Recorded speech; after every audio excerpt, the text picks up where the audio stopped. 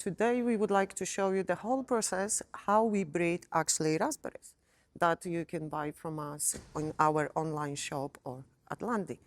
And my name is Marzena Lipska, and I'm a plant breeder at Lubera. I do breed not only raspberries or blackberries, but I do breed other fruits and vegetables that we can bring something new for you. Every breeding has got several stages that you need to follow. One of the first stages, and it's very important to actually obtain your objectives. What would you like to achieve by crossing individual parents? And then you can actually choose the parents for the groups or individual objective that you would like to achieve. So for example, in this group, which you can see now, we've got our objective is a best taste of raspberry. So from our pipeline, we've chosen the best of our tasting selections or varieties, and we are crossing them between each other to try to achieve even better taste, sweet and nice color and everything else as well, but mainly the best taste. That's another example is a Phytophthora resistance, which we know that is very important in your gardens because you are planting them in the soil. Is a risk, high risk, is a Phytophthora is a soil-borne disease that can affect very badly raspberry roots, and then you will not get very nice fruits, neither plants. So we are concentrating on this that will be easy to grow for you, but as well resistant to Phytophthora from the soil. So that's just examples of our objectives. We've got lots of other objectives. One very important objective is which we are working is a hybridization, but that's a different subject that it could be another video about. Very exciting but long story, and hopefully soon we can show you as well another video what we are achieving from this, because it's for a couple of years already our project. So the next step, after we've chosen the parents, is that we actually would like to cross them. And to cross them, all of the raspberries are self-pollinating. So in the flower, which you've got opening here, you've got a female and male parts. The male parts is outside of the female parts. As majority of flowers they do have, that the pollinators can attach first the pollen and go into the female. So in here you've got you can see that's the male. That's what I'm touching now. And then the top is a female. Each of this female part will produce singular seed. So that's why raspberries, they are seeded.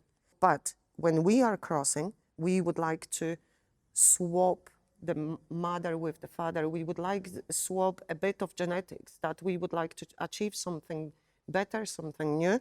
So we need to do this by emasculation. Emasculation is very important in here because they are self-pollinating. How we are doing this? It needs to be a certain stage of the buds, but unopened, not too small, quite nice and big, that we can actually wait for a couple of days to pollinate. First of all, I need to remove all the open flowers that we will not mistake. For my own sanity, to have it easier, I'm removing some leaves. And then I'm removing all the very small buds that if I will not be collecting, then somebody will not mistake with the controlled crosses. But that's for our breeding. Then I'm using a scalpel. For me, it's the best tool that I actually can emasculate.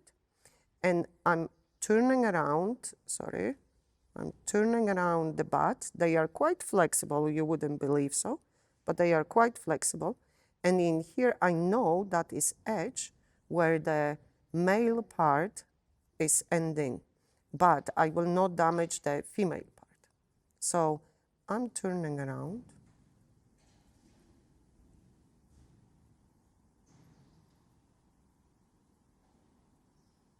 To remove male part.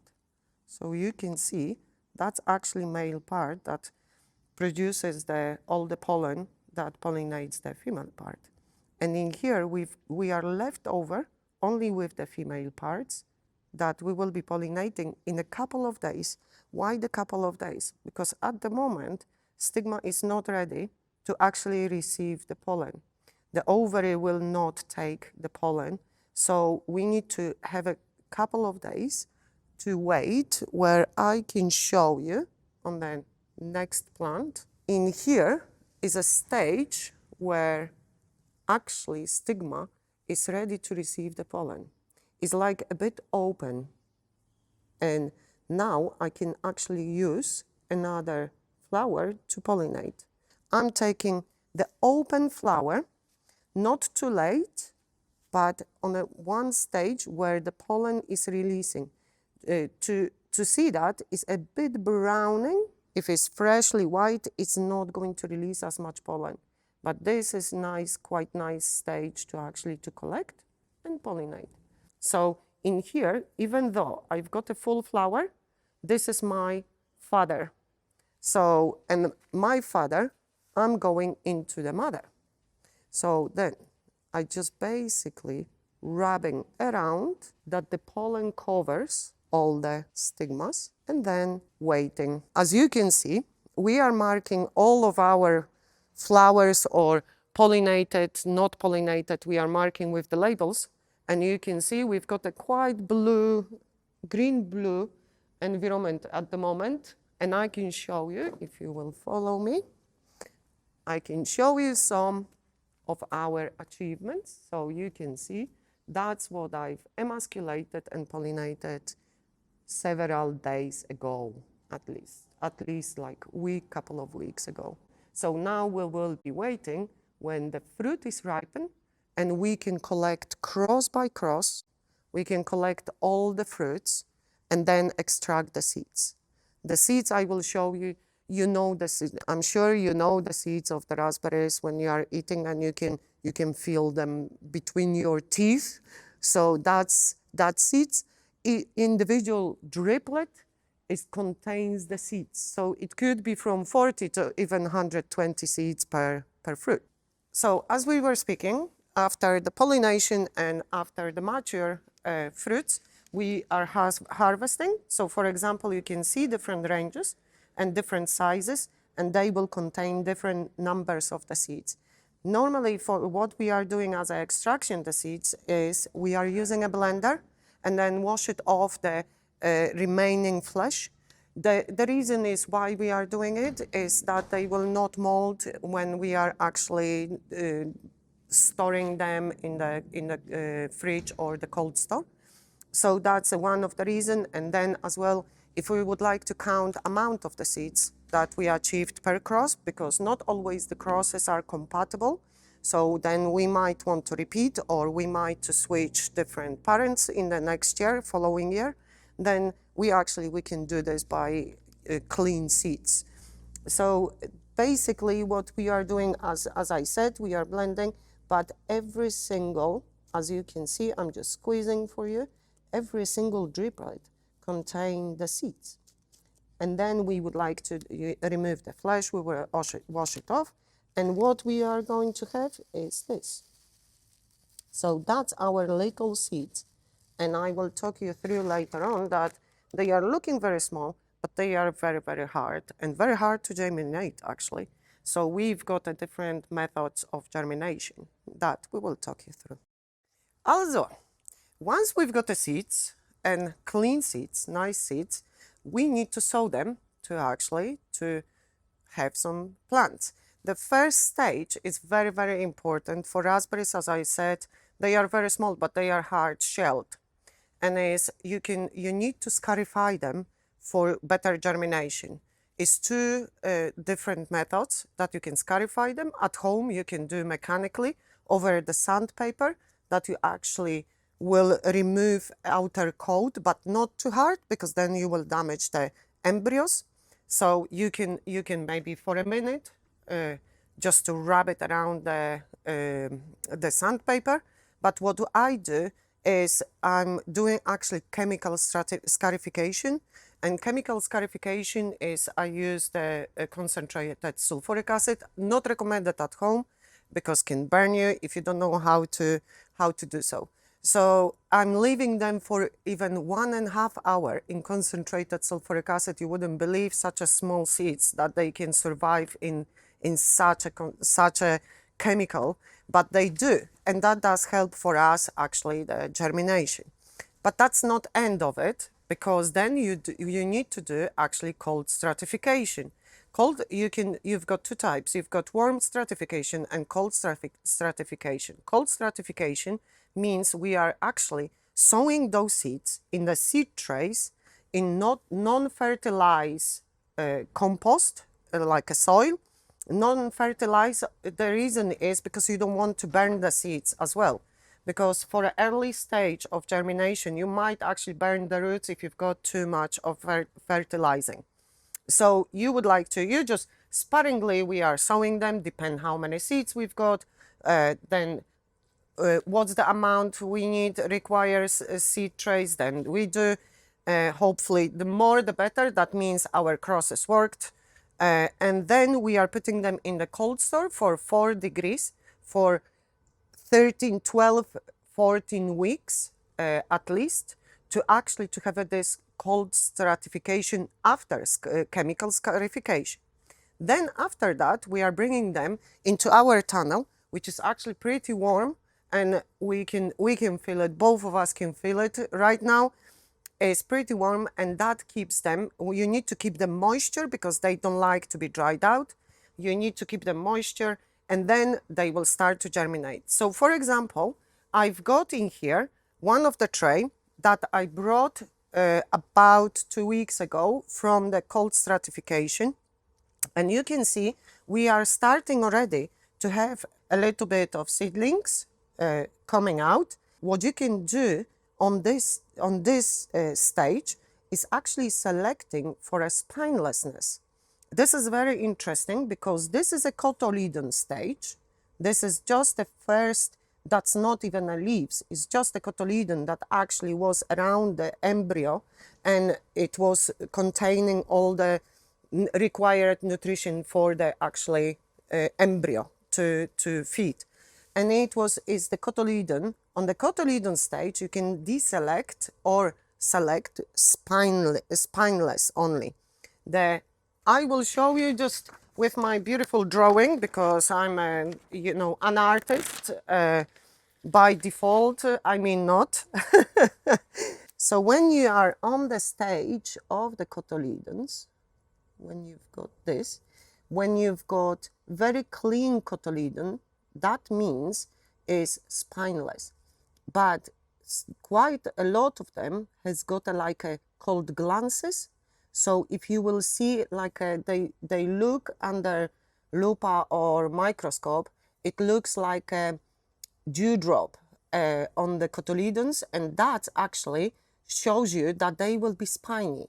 And depend, you might have all over, and then it's very visible, and then will be very spiny. If you will have several, they might not be as spiny. So that's how you can select. And if we've got a very big seedlots, that's what we do. And we are deselecting spiny ones because we would like to bring for you nice and spineless plants. Following up our seed sowing. So we sown our seeds in December. We scarified them in December. We sown them in December. We put them in the cold store in December. And then at the end of March, we've taken them out. So those ones has got about 1.5 months, although they've been already some pricked out. But I just would like to show you how we are actually pricking out. And again, we filled up some multi-cell trays. It's entirely up to you what you would like to use if you will be starting a breeding. But we are using, again, non-fertilized soil because the young roots don't want to be burned. So, and we are using just the sticks because that's good enough. And then what I'm trying to do is gently pull them out.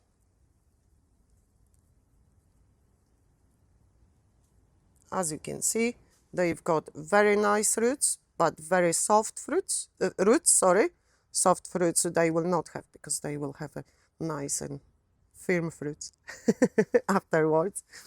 And then I'm trying to put them in gently, and then filling up, of course, labeling, because that's for us very important, what the crosses we've got and how many seedlings we've got from per cross. And then afterwards, once they are grown, we are planting them on the field and then watching them for several years. So from this stage, which I just showed you, that from the pricking out, you will be about a month, 2 months, depend of the root development and depend of the size of the seedlings that you've pricked out. You will become with something like this, and that's actually is ready and to plant on the field. Has got a very nice root system and very nice growth. So even if you see this one is smaller, still has got a very nice fine roots that they will develop further. So you don't need to have a full ball of roots, because raspberries, they will root very easily into the soil. So this stage you can happily plant on the field. So the next step, but not the last step, is selection of our seedlings. So what we've pricked out and what we actually potted in the multi-cell trays and planted, we grow them outside to see how they adapt into our soil and how they perform over the years. So we are normally working 2-3 years our seedlings for a selection, and I can tell you we've got several rows and they are 25 centimeters apart plants. So we've got thousands of plants to actually walk through over the season to see for earliness, for fruit quality, for Phytophthora resistance, for eating quality, and everything else what actually you will like. And what is interesting is that every single plant, so for example, this is one plant, is a one seed, is from one seed is produced. Then the second one is another seed that we actually produced. So all of them are individuals and all of them can be different. They can be similar, but they can be different. That's why breeding is so exciting, because you are eating a lot of vitamins over the season, and you are choosing something very special, that we can actually select. And for a next step, as advanced selections, we can watch them, how they behave over the next 2-3 years, and then we can select the varieties. So the most exciting thing about the breeding our raspberries is actually to release the varieties that we can produce, and you can buy them and enjoy to grow them. And my ultimate enjoyment is actually to see you are having them in your garden.